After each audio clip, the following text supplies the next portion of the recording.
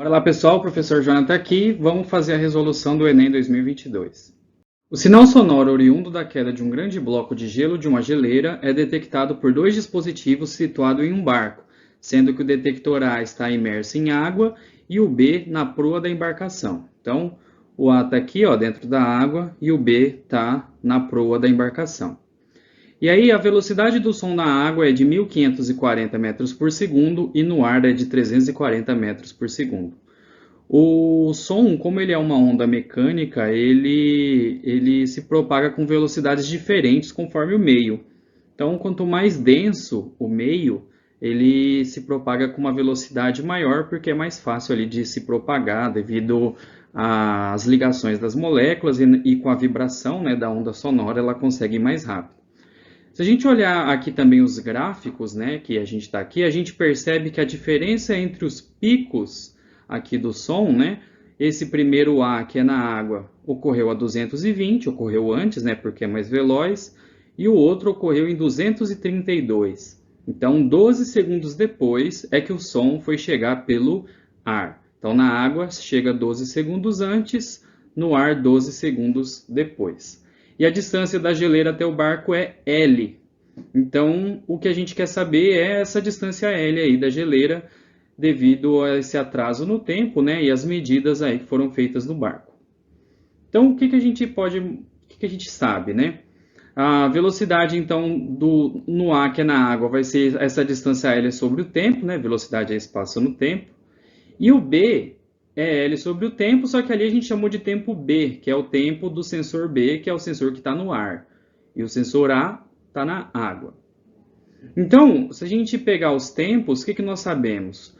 O tempo B, que é mais demorado, né? Se eu tirar 12 segundos de atraso dele, vai ser o tempo A. Então, o tempo A e depois mais 12 segundos dá o tempo B, né? Se eu tivesse escrito esse menos 12 aqui como mais. Ou, quem é o tempo A? É o B, que é o mais atrasado, tirando 12 segundos. Então, a gente tem essa relação entre os tempos para a gente montar a nossa equação. Então, se eu isolar ali no comprimento, né, eu quero saber quem é o comprimento L, então eu tenho velocidade vezes tempo, eu posso fazer isso dos dois lados ali da equação, né? E aí, como o comprimento é o mesmo para os dois, eu posso igualar, né, as funções. Como os tempos são diferentes e a gente já escreveu uma relação para tempos ali, eu posso aplicar no lugar do TA esse TB menos 12. E aí ficaria assim. E aí agora é só aplicar. A gente vai aplicar as velocidades para o sensor A e as velocidades para o sensor B. Então ficaria assim. E aí aqui a gente precisa aplicar a distributiva desse 1540 aqui, vezes TB e vezes 12, e isolar esse tempo B. Então vai ficar 1500 vezes TB, 1540 vezes menos 12 dá 18.480. E aí eu vou passar esse 340 TB para a esquerda, negativo, e esse 18.480 negativo eu passo para lá somando. Então ficaria assim. E aí, TB com TB ali, subtraindo, a gente vai ter nessa subtração vai dar 1.200, e aí vai estar multiplicando aqui pelo TB. Então eu posso passar esse 1.200 aqui dividindo lá pelo 18.480. Na hora que eu dividir esse valor por esse, eu descubro que o tempo B, né, foi 15,4 segundos. Foi o tempo que o som demorou para sair da geleira e chegar no barco. Como a gente quer o L, eu posso aplicar esse TB agora na equação aqui, ó, que tem o L. Então é só eu pôr o 15 aqui no lugar do TB, eu já conheço a velocidade, agora eu consigo achar o L. Então, voltando lá na equação do B e aplicando, vai dar 5.236 metros. Como o enunciado aqui falou que L é o que mais se aproxima, né? O que mais se aproxima desses 5.236 aqui é a letra D, 5.240. Essa questão. Em 2002, um mecânico da cidade mineira de Uberaba teve uma ideia para economizar o consumo de energia elétrica e iluminar a própria casa num dia de sol. Ele utilizou garrafas plásticas PET com água e cloro, conforme ilustram as figuras. Então ele fixou, né, essa garrafa ali no telhado dele. E aí o enunciado pergunta, né, qual é o fenômeno óptico que explica o funcionamento da luz engarrafada. Então, qual que é a ideia? A luz vai entrar aqui e aqui a gente vai ocorrer alguns fenômenos ópticos. E aí, o fenômeno óptico principal aí, que vai ser o responsável em fazer com que essa luz espalhe, né, dentro aí do local, é a refração. Qual que é a definição de refração? Refração da luz é o fenômeno em que um raio luminoso atravessa a interface entre dois meios ópticos. Nesse caso, o meio óptico é a atmosfera, que é ar, e a parte da água, que tá, água com cloro, né, que está dentro da garrafa.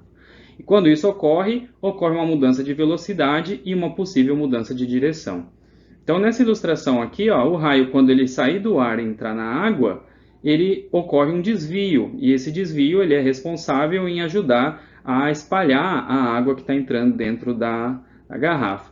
Esse fenômeno aqui, quem já tipo assim, colocou um cabo de vassoura ou uma redinha limpadora de piscina, ele dá aquela impressão de que o cabo está torto, né, dentro da água, devido a esse desvio, né, que ocorre. É uma coisa bem interessante quando a gente olha de fora. Então, a resposta desse exercício é a refração.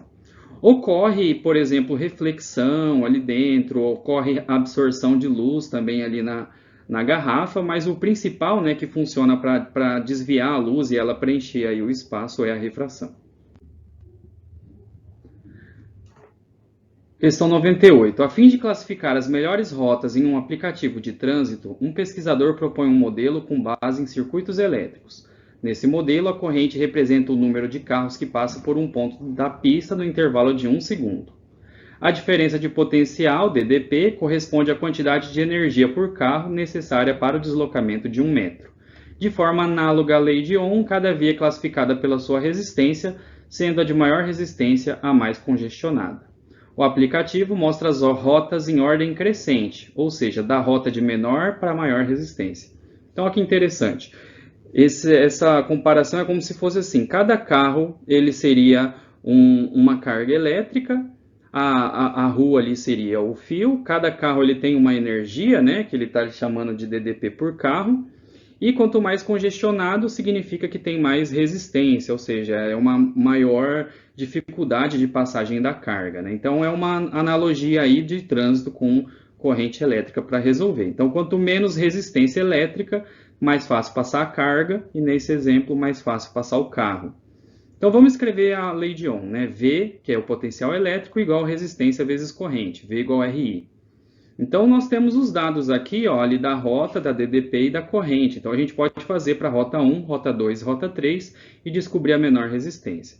Para o primeiro, a gente tem 510 de DDP e 4 de corrente, dá 127,5. No segundo, 608 por 4 dá 152. No terceiro, 575 por 3 dá 191,67. Então, se a gente olhar, o 1 é menor, o 2 é o intermediário e o 3 é a maior resistência. Então, fica 1, 2, 3. Resposta letra A.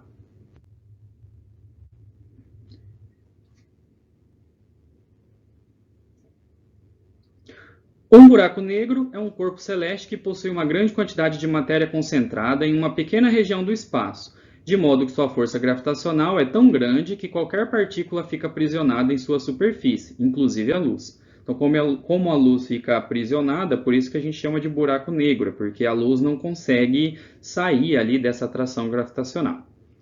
O raio dessa região caracteriza uma superfície limite, chamada de horizonte de eventos. Então, o horizonte de eventos é até onde as influências do buraco negro conseguem chegar, com exceção da força gravitacional, né? Essa consegue ir além do buraco negro. Considere que o Sol foi instantaneamente substituído por um buraco negro com a mesma massa, de modo que seu horizonte de eventos seja de aproximadamente 3 km. Então, o buraco negro, o Sol saiu, mas entrou um buraco negro com a mesma massa. Se a gente pensar em atração gravitacional, né, a equação que faz isso é uma constante G. Essa constante G não é a gravidade, tá? É uma constante gravitacional. O produto das massas e a distância ao quadrado. Essas massas aqui seria a massa do Sol e a massa da Terra.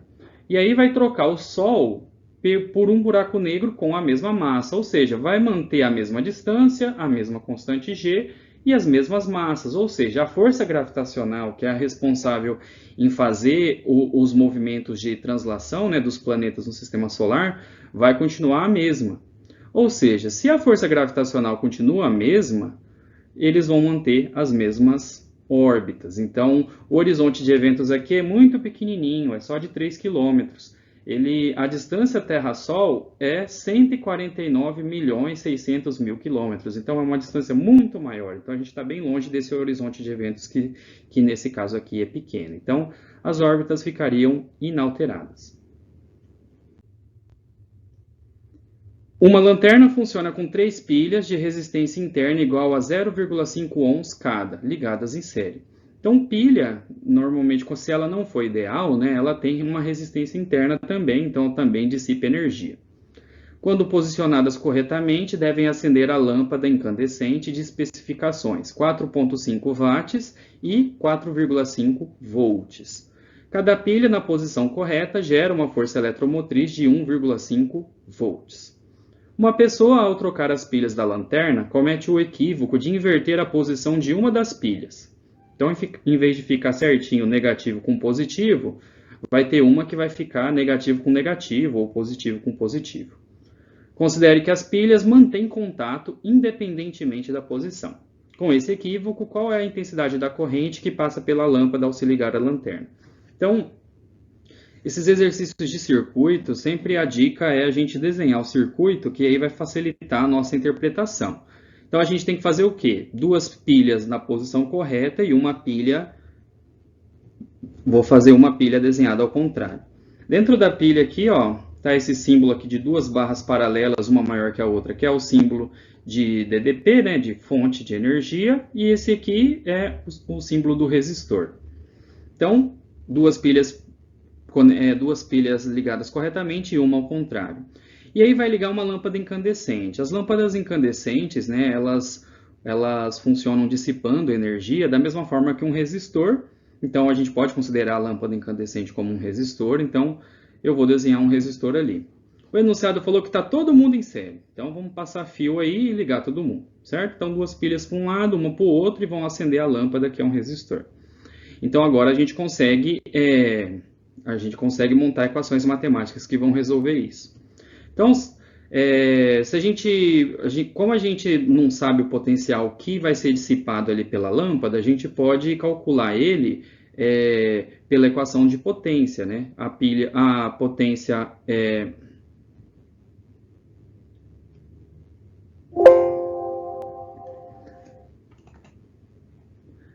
E aí, o que a gente precisa fazer? A gente precisa descobrir a resistência dessa lâmpada. A gente conhece o potencial e a potência, então se a gente jogar nessa equação de potência, né, isolando a resistência, eu vou dividir o potencial dela, que é 4,5, pela potência, que é 4,5 também, para achar a resistência dessa lâmpada. Montando as equações de potencial aí, né, desse circuito, nós temos aqui 2 potenciais positivos das 2 lâmpadas que estão ligadas certas, e aí a gente vai subtrair o potencial da lâmpada que está errado, né? Então, o potencial fornecido, que é V, tem que ser igual a RI, e esse R vai ser o R equivalente. O R equivalente, como está todo mundo em série, a gente vai somar as resistências. Então, eu tenho as 3 resistências das baterias e a resistência L, que aqui que é a resistência da lâmpada, que nós vamos achar por essa equação aqui do V quadrado dividido por potência.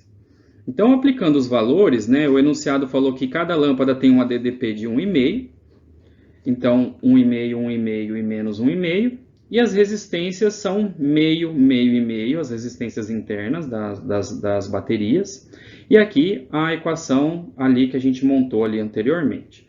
4,5 ao quadrado é 4,5 vezes 4,5, aí eu divido por 4,5 vai dar só 4,5 aqui mesmo, né? E aqui no começo, ó, 1,5 com menos 1,5 vai sobrar só 1,5. Então eu vou ter 1,5 aqui na esquerda, meio com meio dá 1,5, mais 4,5 dá 6, eu posso passar dividindo, então vai ficar 1,5 sobre 6. Essa corrente aí vai dar 0,25 ampere, então a resposta é letra A. O manual de uma ducha elétrica informa que seus 3 níveis de aquecimento, morno, quente e superquente, apresentam as seguintes variações de temperatura da água em função da vazão. Então, eu tenho a vazão, e aqui as temperaturas, né, os ΔTs que a gente vai ter. E aqui depois uma vazão, se a vazão estiver maior, né, a vazão está em litro por minuto, e aqui os valores de temperatura. Utiliza-se um disjuntor para proteger o circuito dessa ducha contra sobrecargas elétricas em qualquer nível de aquecimento. Por padrão, o disjuntor é especificado pela corrente nominal igual ao múltiplo de 5 A imediatamente superior à corrente máxima do circuito. Então, assim, a gente tem que descobrir a corrente máxima do circuito e aí os disjuntores são comprados de tipo assim, de 5 em 5. Então, eu tenho um disjuntor por exemplo, de 1 ampere, outro de 5, outro de 10, outro de 15. Eu não tenho valores quebrados nas correntes de disjuntor. Então, a gente vai arredondar para cima aí na hora de comprar esse disjuntor. Considere que a ducha deve ser ligada em 220 volts e que toda a energia é dissipada através da resistência do chuveiro e convertida em energia térmica transferida para a água, que apresenta calor específico 4,2 joules por grama grau Celsius e densidade 1000 gramas por litro. Calor específico, pessoal, é a quantidade de energia que eu preciso dar para a água para ela aquecer. Significa que eu tenho que dar 4,2 joules para cada grama se eu quiser aquecer 1 grau Celsius. E aqui também, ó, ele foi falado aqui que o disjuntor é feito para a corrente máxima do circuito. Então a gente vai simular aqui na nossa conta o jeito mais, tipo assim, o jeito que mais vai puxar corrente elétrica, que seria com a vazão máxima e no super quente, porque a gente quer a corrente máxima. Então está ligado no máximo chuveiro e no super quente, é o jeito que mais dissipa energia. Então vamos lembrar aí das equações que são relativas a isso. A gente tem a equação aí de calor, né, de aquecimento dos corpos, então esse M é massa, o C é esse calor específico, né, que foi dado, e o ΔT é a variação de temperatura que vai ter no chuveiro. Outra coisa, a fórmula, né, de potência, ela é a energia gasta no tempo.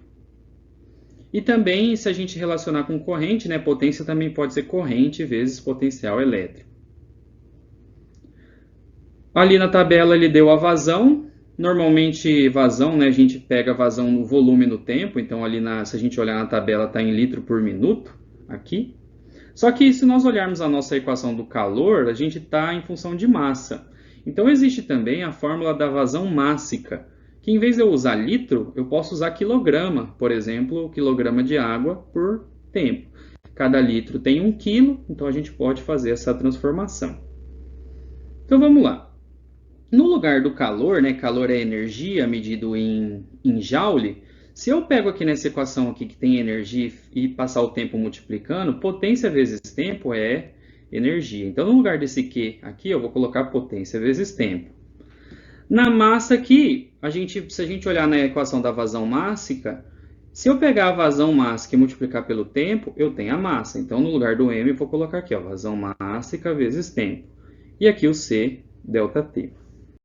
Então, continuando, essa potência, como a gente quer corrente, né, eu posso trocar ela por IV. Isolando a corrente, eu vou passar esse V dividindo, 220. No lugar da vazão mássica, o que a gente vai fazer? O calor específico está em grama.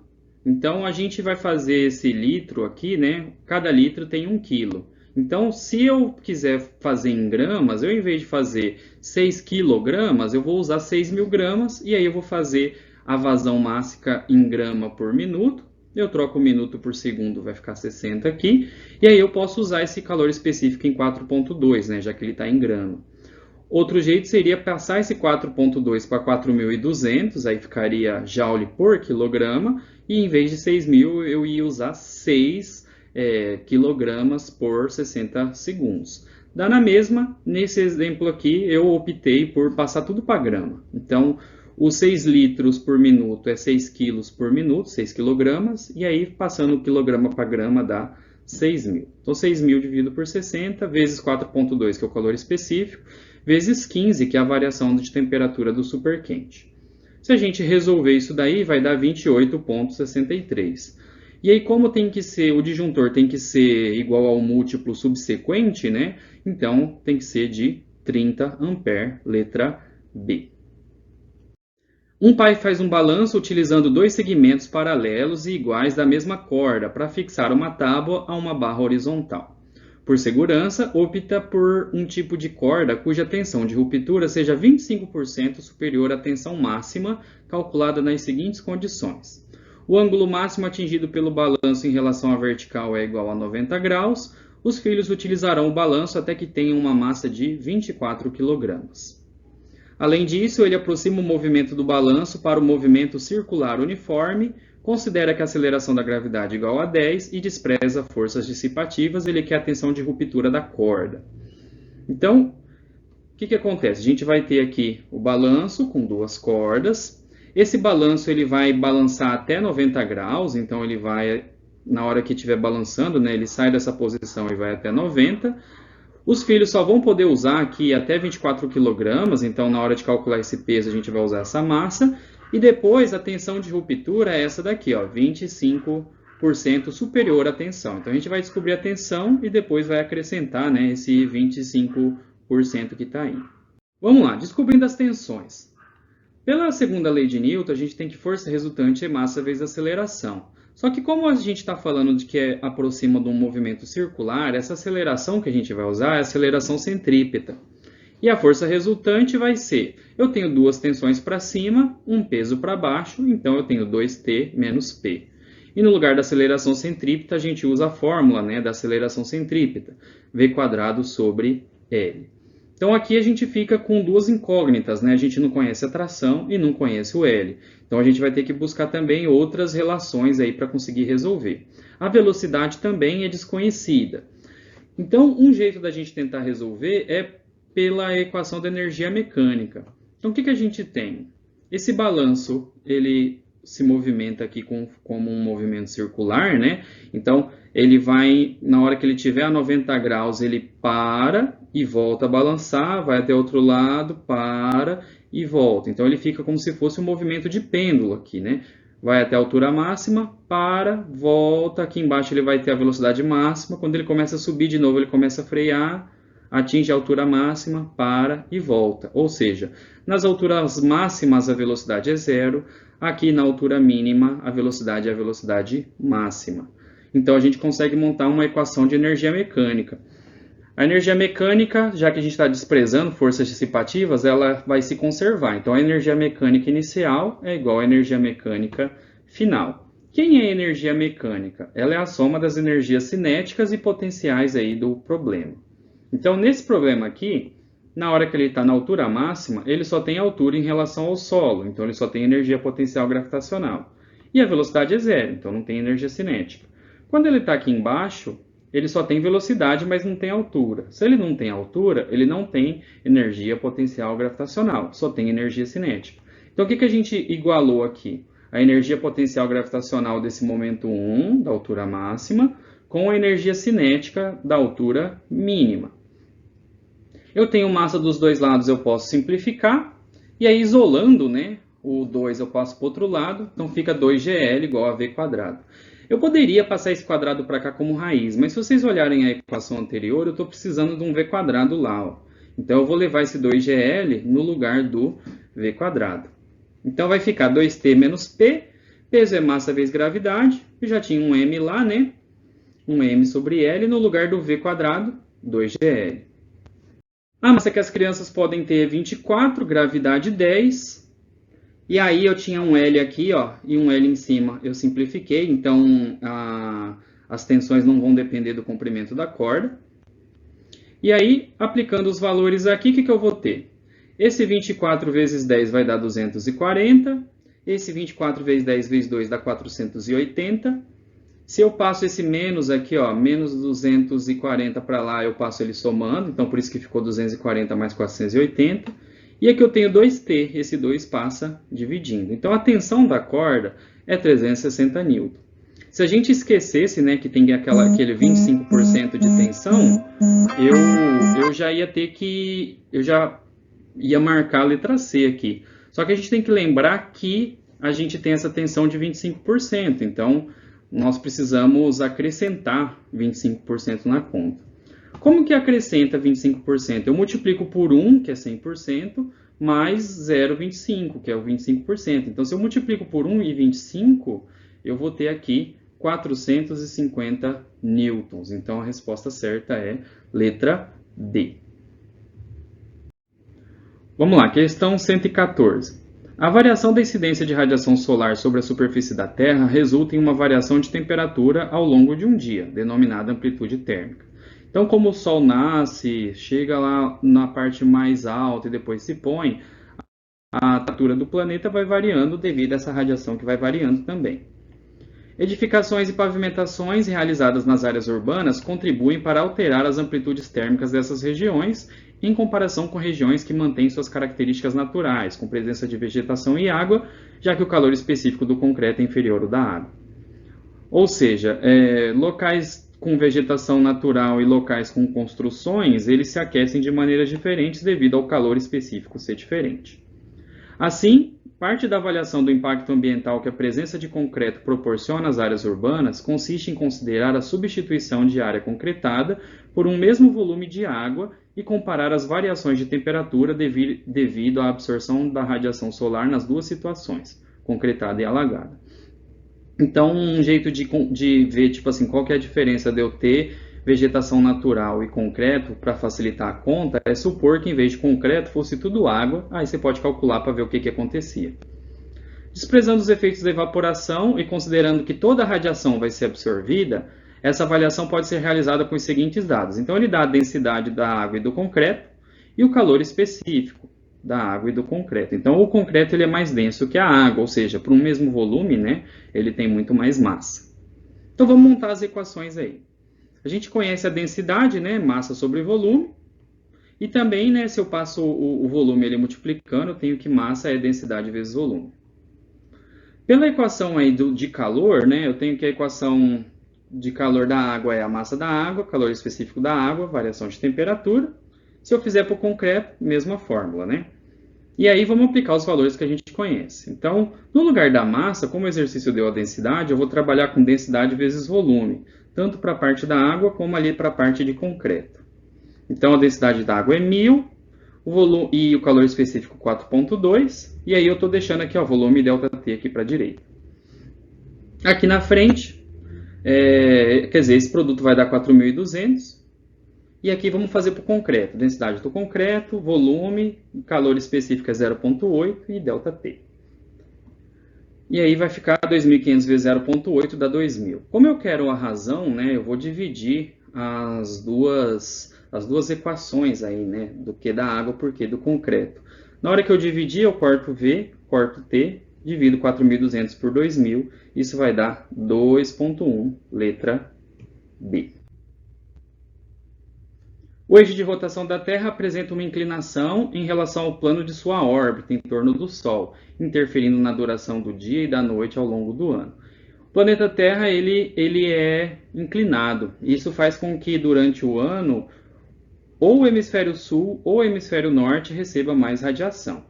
Então isso vai variando e essa inclinação é responsável pelas estações do ano. Do jeito que está aqui, ó, nessa inclinação do desenho, o hemisfério sul está recebendo mais radiação do que o hemisfério norte. O hemisfério norte só está um pedacinho aqui, né? O hemisfério sul está bem maior aqui a área de recepção. E aí a gente aqui do Brasil, que mora no hemisfério sul, a gente sabe que o nosso verão, que a gente recebe mais radiação, é ali de dezembro a fevereiro, e que no meio do ano é o nosso inverno. Se a gente olhar aqui o gráfico, né, faz bem mais sentido que, ó, meio do ano, julho, é inverno, começo do ano, mais radiação é verão. Ou seja, próximo a qual região se situa a residência onde as placas foram instaladas? Tem que ser no Trópico de Capricórnio. Se a gente olhar aqui, ó, Trópico de Capricórnio é o Trópico do Hemisfério Sul. Esse gráfico é bem característico de radiação recebida, né, no nosso Hemisfério Sul. Então, letra A. Em um autódromo, os carros podem derrapar em uma curva e bater na parede de proteção. Para diminuir o impacto de uma batida, pode-se colocar na parede uma barreira de pneus e isso faz com que a colisão seja mais demorada e o carro retorne com velocidade reduzida. Então o carro bate e ali um pouquinho da força elástica empurra o carro de volta. Outra opção é colocar uma barreira de blocos de um material que se deforma, tornando-a tão demorada quanto a colisão com o pneu, mas que não permite a volta do carro após a colisão. Então o carro bate e fica. comparando as duas situações, como fica a força média exercida sobre o carro e a energia mecânica. Então, a gente tem que conversar aqui nesse exercício sobre força e sobre energia. Então, vamos imaginar as duas situações, vamos tentar equacionar para a gente ver como vai ficar. Então, o que a gente sabe de força? Força é massa vezes aceleração. Aceleração é a variação da velocidade no tempo, né? ΔV sobre ΔT. Então, primeira situação de pneu, o que a gente tem? A gente tem o carro, ele vai se chocar contra os pneus e depois ele vai voltar um pouquinho. Isso quer dizer que, se a gente adotando esses sentidos vetoriais, né, da esquerda para a direita, uma velocidade inicial positiva, da direita para a esquerda, uma velocidade final negativa, aqui voltando, né? Se a gente agora analisar com a barreira, eu vou ter uma velocidade inicial ali, ele vai bater, só que ele vai ficar. A velocidade final, né, que seria essa volta igual ali da primeira situação, tem que ser zero, porque o carro não voltou. Então, a gente só tem a velocidade da ida, só a inicial. Então, se eu for aplicar esse valor negativo da velocidade final na equação da força aqui, né, da segunda lei de Newton, eu estou aqui, ó, na parte da velocidade final é menos, como é delta, né? Quando a gente tem delta, que é uma variação, eu tenho o final menos o inicial. Final é menos V, menos VF, menos o inicial, que é VI. Então, o que acontece? Eu tenho duas parcelas negativas aqui, né? Então, se é mesmo sinal, eu vou somar, certo? Então, como eu vou somar, eu vou ter uma massa vezes uma velocidade aqui que vetorialmente é maior do que se fosse só uma ou outra. Na seguinte situação da barreira, esse VF, que seria a velocidade do retorno, é zero. Então, eu não vou somar nada nessa velocidade inicial aqui que a gente está trabalhando vetorialmente. Então, se a gente for comparar, o que vai acontecer? No pneu, eu estou fazendo uma soma de dois valores, porque o carro volta um pouquinho, e na barreira, a segunda parte é zero. Ou seja, eu não estou somando nada. Então, essa força aqui do pneu, ela tem que ser maior. Então, na hora que a gente for analisar aqui as respostas, tem que ser a resposta que fala que no pneu a força que está sendo aplicada ali é maior no pneu e na barreira é menor. Analisando agora energia mecânica. Energia mecânica, nesse caso, ela é igual à variação da energia cinética. No primeiro caso, eu tenho que mv final ao quadrado sobre 2 menos mv inicial ao quadrado sobre 2. Então, se a gente aplicar, né, os valores, velocidade final eu tenho um valor, velocidade inicial eu tenho um valor, energia ela é uma grandeza escalar, então eu não preciso levar em consideração a parte de sinal. Então, aqui eu vou ter uma coisa menos a outra. Então, eu vou ter essa velocidade aqui, uma velocidade final, na hora que eu fizer uma menos a outra, então, como é uma subtração, né, eu tenho um número menos o outro, vai diminuir a quantidade. Na direita, na energia, como o carro para na situação final, a parte final vai zerar, porque a velocidade final é zero, eu não vou ter essa subtração, eu só vou ter a energia da entrada, tudo vai ser dissipado. Então, se aqui eu tenho um número menos o outro, diminui. Aqui eu não tenho nada para subtrair o outro, é só o número. Então, esse da direita tem que ser maior que o da esquerda. Uma coisa que vocês podem fazer aí como exercício é inventar uns valores aqui de velocidade de ida e volta, e vocês vão conseguir também ver que realmente dá certo essa lógica que a gente está pensando. Então, a energia vai ser maior na barreira, porque aqui é um menos o outro, eu vou diminuir. Aqui não tem nada para diminuir, é só o número da inicial, né? Então, vai ser maior aqui na barreira. Então, a força é maior no pneu, energia é maior na barreira. Se a gente olhar as alternativas, né, é a letra A que está de acordo aí com o nosso pensamento. Tribologia é o estudo da interação entre duas superfícies em contato, com desgaste e atrito, sendo de extrema importância na avaliação de diferentes produtos e bens de consumo em geral. Para testar a conformidade de uma muleta, realiza-se um ensaio tribológico pressionando verticalmente com o piso com uma força F, como ilustra a imagem, em que Cm representa o centro de massa da muleta. Então, o centro de massa está bem no meio aí. Então, atrito é Fe, peso é P, normal é N, e aí a gente quer qual é dessas distribuições aqui o jeito que melhor representa aí a distribuição de forças da muleta. Vamos fazer o nosso próprio desenho e aí depois a gente compara com as alternativas. Então, ó, tá aí a muleta, essa muleta eu desenhei de azul e vamos desenhar os vetores. Então, F é a força que a pessoa vai fazer na hora que colocar a muleta ali debaixo do braço, né? Então, tá ali o primeiro vetor F. E aí a gente desenha o atrito. O atrito, pessoal, ele é sempre contrário à posição é sempre contrário ao movimento. Então, se o F aqui está empurrando da direita para a esquerda, o atrito tem que ser ao contrário e o atrito fica aqui, né? Bem aonde está o chão. O peso está no centro de massa da muleta, sempre apontando para o centro do planeta, né? Então ele fica bem certinho ali na vertical e no meio, né, da muleta. E a normal é a força de reação das superfícies. Então eu tenho peso para baixo, vou ter ali uma normal para cima. E a normal também, como ela é feita pela superfície, eu desenhei a normal certinho ali no ponto de contato.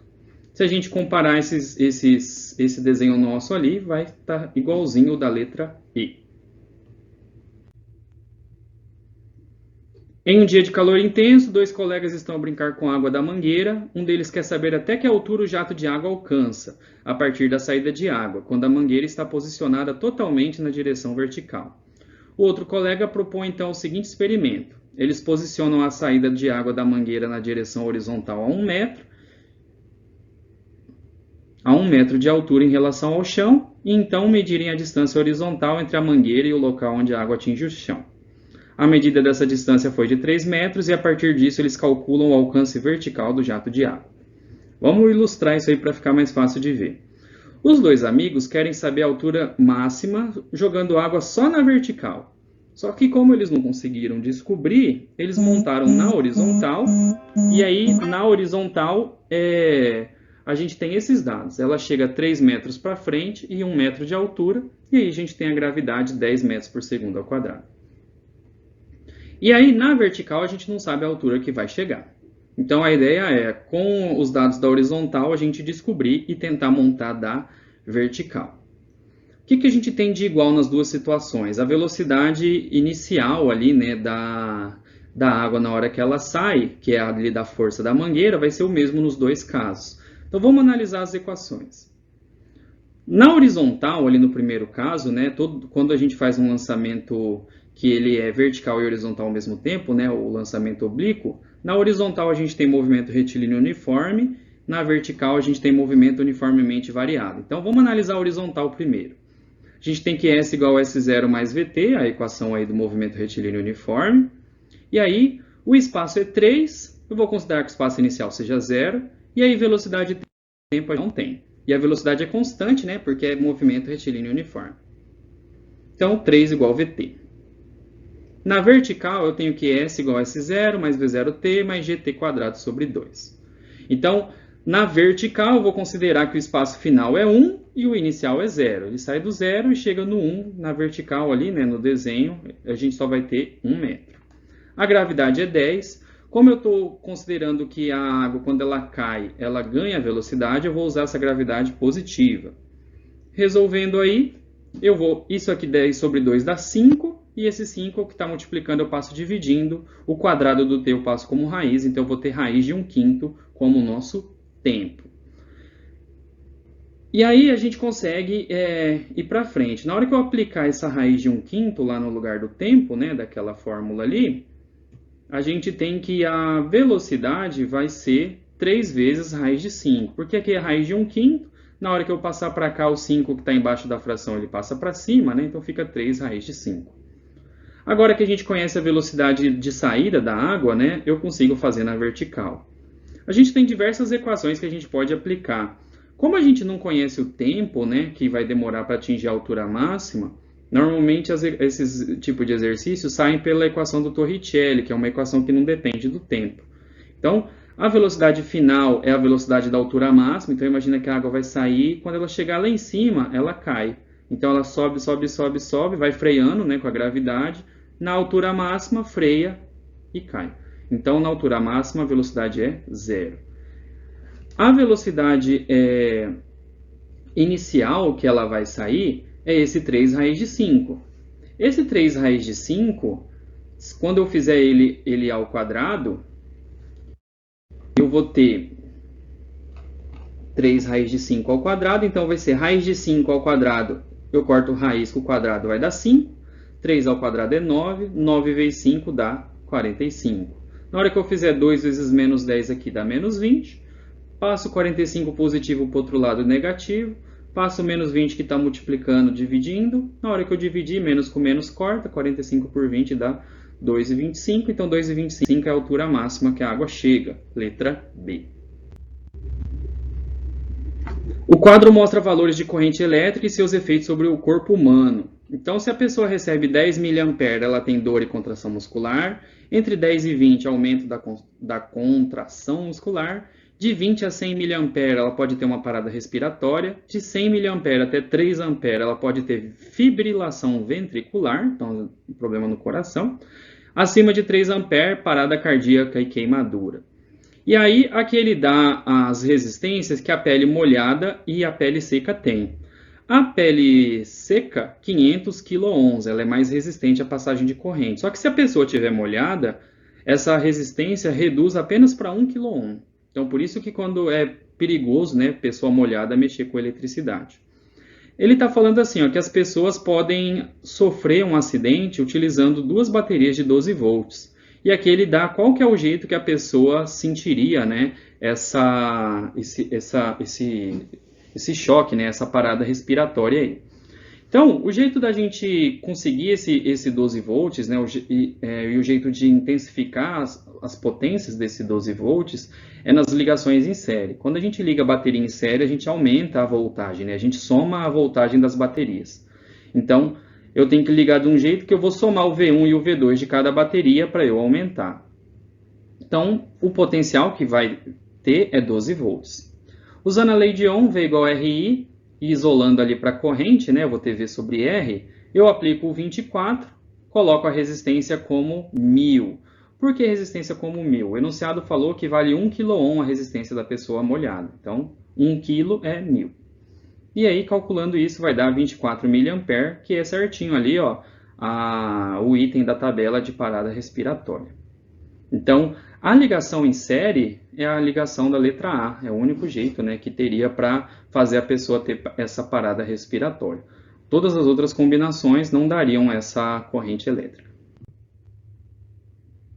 O físico Hans Ørsted observou um fio transportando corrente elétrica e esse fio, quando produz corrente elétrica, ele produz campo magnético. A presença do campo magnético foi verificada ao aproximar uma bússola de um fio conduzindo corrente elétrica. Então aqui tem o fio, ele está com corrente elétrica, né, de baixo para cima, tem os pontos ABC e a bússola. A gente quer saber como que vai ficar a bússola. Pessoal, esse é um exercício que, usando lei de Ampère, a gente consegue resolver, e pela regra da mão direita, a gente consegue saber o sentido do campo magnético. Então, a gente posiciona o dedo na direção da corrente elétrica, e aqui o dedão, né, na corrente elétrica, os dedos que sobrarem, eles vão nos dar o sentido, né, e a direção aí do campo magnético. Esse campo magnético ele vai tangenciar aqui, né, as linhas de campo magnético vão tangenciar esse círculo que forma em volta do fio. Então, a única alternativa em que o norte, né, do campo magnético ele tangencia a linha de campo ali é a da letra D.